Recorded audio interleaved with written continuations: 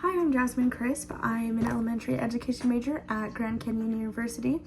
I'm very excited to be a part of this professional learning series so I can share some things about how to be a better support for English learners in our classrooms by using an asset-based approach, one that celebrates culture, language, and community as strengths, not barriers.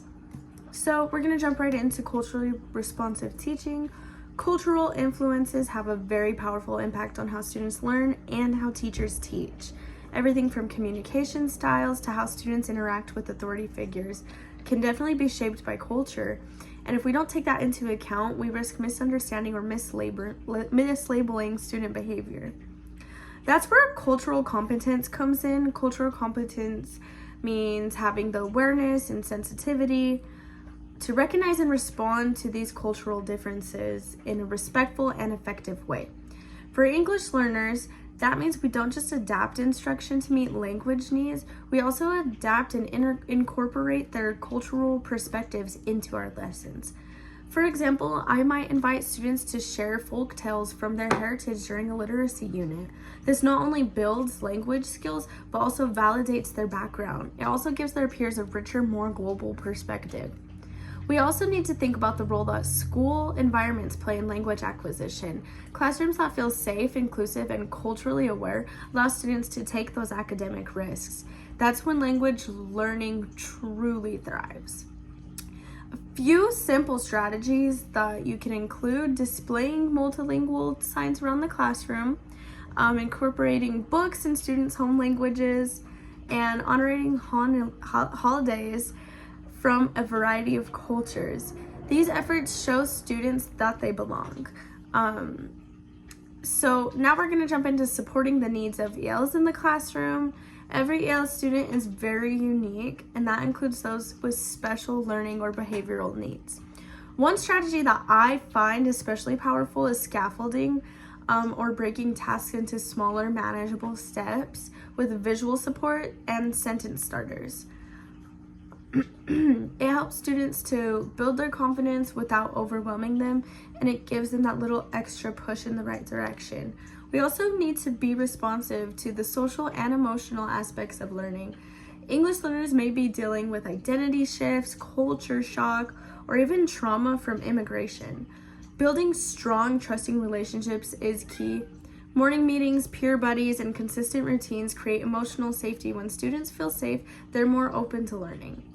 I believe it's really essential to understand culture, emotion, and language, and that they are all deeply connected.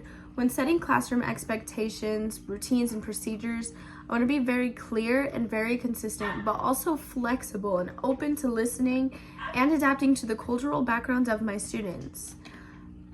One of my favorite ideas from my coursework is the concept of buns of knowledge. And this is the idea that families and communities bring valuable knowledge to the classroom. And this knowledge can support language learning and deepen instruction if we're willing to recognize and include it. Some effective strategies for family engagement include sending communication home, for example, like a weekly newsletter for your classroom. Also using apps like Remind. I use Remind, currently I'm a long-term sub as a 4th grade teacher, and I use Remind to message my parents and give them weekly updates, and it's really nice because I can translate and use Remind and translate what they're saying to me. You can also host multicultural nights or family storytime events. My first week of school, I invited parents of different cultures to come share something. I had one parent came in and she brought a bunch of food. She was from Germany and had married someone from the US, and their student is in my class, and they brought a bunch of German food, and she told lots of stories, and she actually taught a sentence in German to my students. Things like this create opportunities for parents to be involved and valued regardless of their proficiency in the English language. We can also invite family members to share stories, recipes, or traditions, like I said, that connect to classroom topics. So they aren't just enrichment activities, they're core to creating an inclusive, equitable classroom. In summary, supporting ELs truly means shifting from a what do they lack mindset to a what do they bring. Culturally responsive teaching, emotional safety, and community partnerships all help create a space where ELs can thrive. Two sources that have influenced my thinking were Funds of Knowledge and Culturally Responsive Teaching Theory, Research and Practice, and I will link that below. Thank you so much for watching, and thank you for doing the important work of empowering every student through equity and inclusion.